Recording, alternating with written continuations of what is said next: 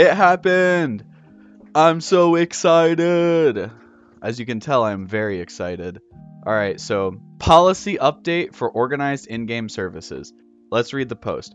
As the conditions change by which various entities operate in World of Warcraft, we are compelled to update our policies to further our goals of making the gameplay experience as fair and welcoming as possible. This is so important, but we'll get into that later. Since we last updated our policies, we found that an increasing disturbance of the gameplay experience has been caused by organizations excessively advertising various non-traditional services in-game.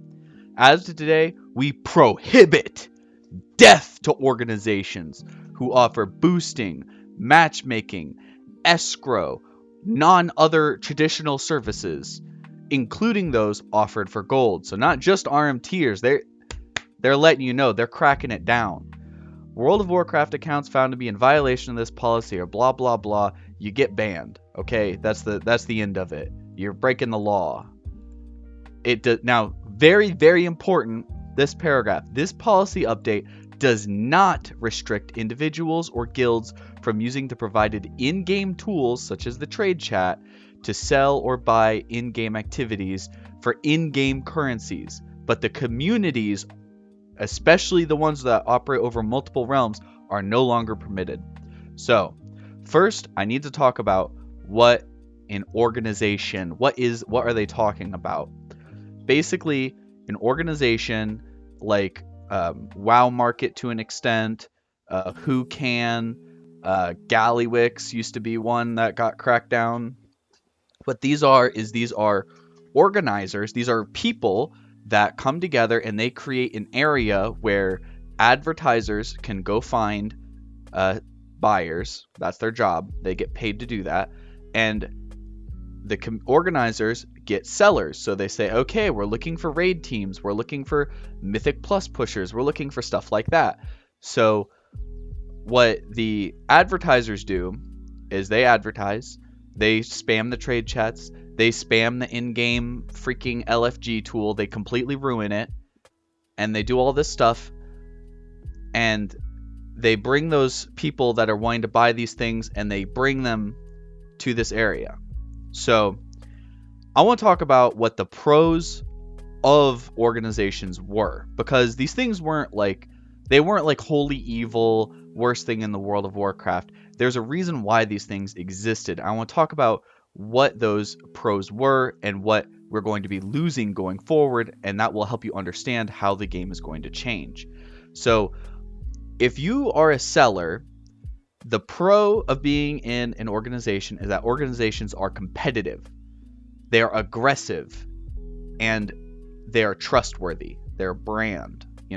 If you go to sell a raid carry, like let's say, I'm pretty good at the raid, I don't need any more loot, but I still want to sell it, I want to get gold, I can go join one of these communities and I can get gold, but I need to have the right mindset. I need to be competitive. I need to do good damage. I need to bring consumables. I need to not cause raid wipes. If I have a failure to do these things properly, then I will have actions taken against me. If I mess up a mechanic and it causes a raid wipe, that's an action against me, and I could get in trouble for that. If I don't bring my consumables and I don't do good damage, I could have actions taken against me, and I could lose my ability to participate in this selling service. So the pro on my end is that as long as I want to be competitive and I want to do fast, efficient sales, I have a space that offers these things to me. And I know for a fact that the other people aren't going to be dragging ass either. They're going to be actually trying. Why? Because they don't want actions against their characters, against their account. They want to be able to keep using these services. Now, what are the pros as a buyer? The biggest pro as a buyer is the pricing. Pricing changes based on server usually. So if you're on like some backwater, extremely low pop server, the prices are a little bit higher, but they're still in the affordable range for most players. Like, maybe it's 20k higher, maybe it's 30k higher because you play on some super low population server. But the upside is that it doesn't matter if you play on that server. You can still buy WoW tokens. You can still get access to these heroic sales. So going forward, now that all this stuff is going to be on a server to server basis, being on a low pop server is going to have a huge downside. Let's say your server just doesn't have guilds that are actually selling AOTC at any given time. Then you can't buy it. It's as simple as that. Like, you have to move your character, and you have to move the gold that your character has to another server to go buy these things that you want. So, and this affects, the buyers as well, or the sellers as well. The sellers are going to be able to charge more. Think about Zul'jin. Zul'jin it's a pretty competitive North American US East server, and it has a lot of guilds on it. It has a huge player base, but how many guilds are there on Zul'jin that can actually sell Mythic Sylvanas? Maybe 10, maybe 20. I mean, 30 is probably pushing it. The thing about it is the best guilds in the world, like, Limit, if they do 2-person sales, they still have to play like perfectly. They can't make mistakes. They can't have people dying early. They can't have people, having severe problems with their rotation. Everyone in the raid needs to be pumping their brains out, because that P3 DPS check is still there. It's still real. It's not that I'm not, trying to say this is the hardest raid tier ever. It's just, having 2 AFK players is going to have a huge cost. And most guilds that do sales, they can only sell 1 spot on Mythic Sylvanas. Like, 1 spot, that's it. And you still can't really afford to make, if you're not as good as these top higher end guilds, you can't really afford to make so many mistakes. So what this means is the prices are going to go way up. If I'm on Zul'jin, I want to buy Sylvanas. I want the mount. Before I paid like 2 million gold or something to an organization. In the current state of things, it's now looking like I'm going to be paying, I don't know, 5 million gold, maybe more, because it's server to server. Just like, Mythic rating itself doesn't open up cross server until after the freaking first 100 is cleared on both factions, but that's a whole nother thing. We'll talk about that later, or like on another video or something. Really, I think this is a very positive thing for the game. So let's talk about all those things I just listed are all the pros of organization. So it sounds like you hear the stuff I said and you're like, wait, wouldn't it be a bad thing to lose all this stuff? Well, let's think about it.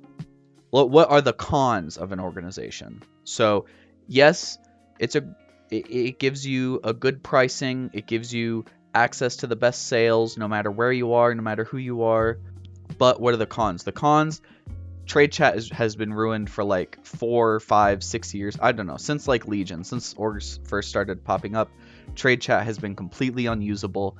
And, I don't have a personal deep love for trade chat, but anyone with common sense can log into the game, look at trade chat, see it operate, thousands of messages a minute, just hundreds upon hundreds of messages of people spamming for services, spamming for these organizations, and the LFG tool.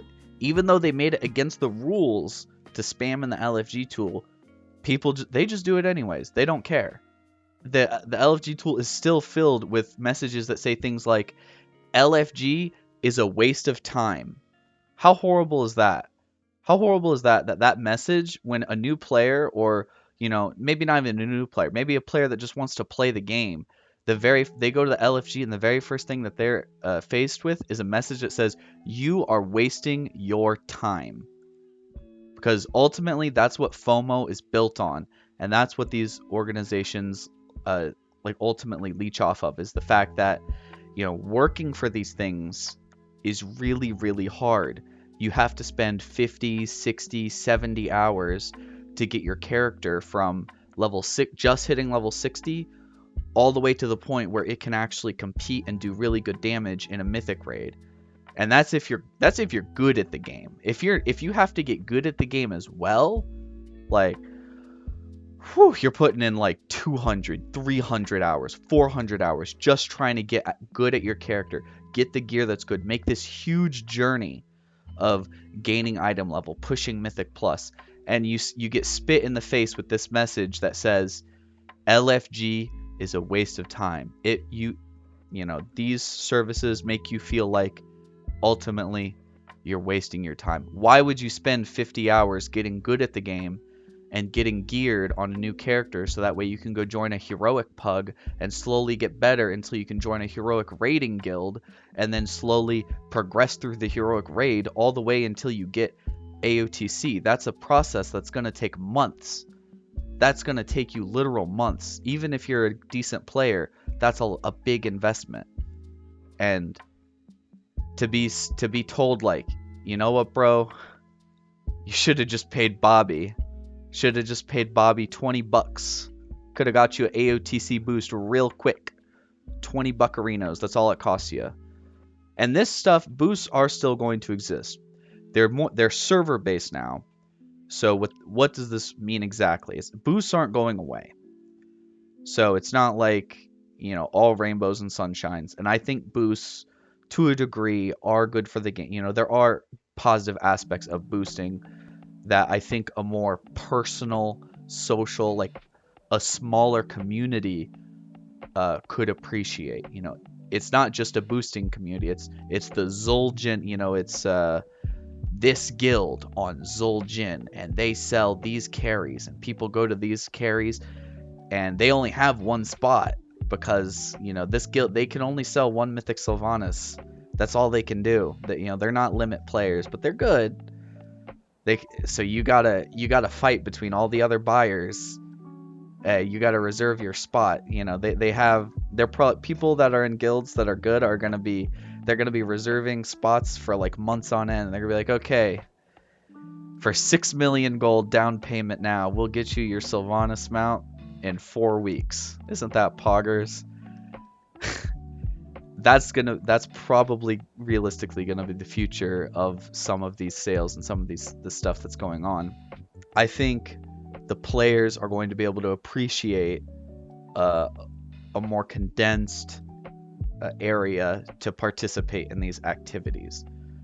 I think that being banned from doing like the hyper cross realm crap it's going to be very positive. It's going to take a while to adjust to, for sure.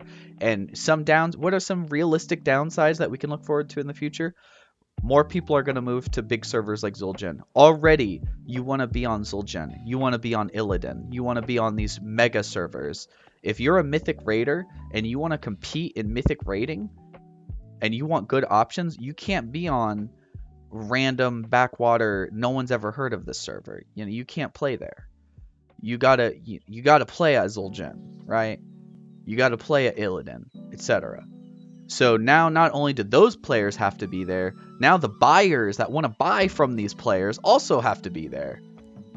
So this could lead to the death of smaller servers that for like people that are casuals on there. It could lead to them feeling like they literally don't have access to content like they used to. Before it didn't matter if you're on, what I keep wanting to say AgeWin, but I don't even know if AgeWin's a low pop. It's probably not a low pop server. It doesn't matter what server you're on. Right now you could just go buy. And as long as you got the gold, as long as you got the money, as long as you can pay for Bobby's new boat, you can go get it. And that's all gonna change. And it's a bit scary. It's very exciting, and I'm looking forward to it. I'm so happy. And there's some more good news I want to talk about later that came out today. I was gonna talk about this, and I was thinking about how to talk about it. And then even more crazier news came out in the exact same day. I literally couldn't believe it. Like people, I'll spoil it, but I'm probably gonna talk about it. It's the cross faction raiding and PvP that's coming out later, maybe this year. Yeah, I think it's coming. Yeah, it's gonna come out later this year, and probably like 6 months from now, maybe 5 months from now. Whew. Well, thanks for watching, and feel free, if you like this, if you're happy, feel free to subscribe, leave a comment. If you're mad, if you're angry, especially if you're a buyer, leave a comment. I actually want to hear your opinion, and I want to hear your thought. I really do want to hear your thoughts on this stuff. I want to know like how the buyer, because I've never been a buyer of these services before. I want to know what it's like to be a buyer, and I want to hear what they have to say about it. So, thanks for watching.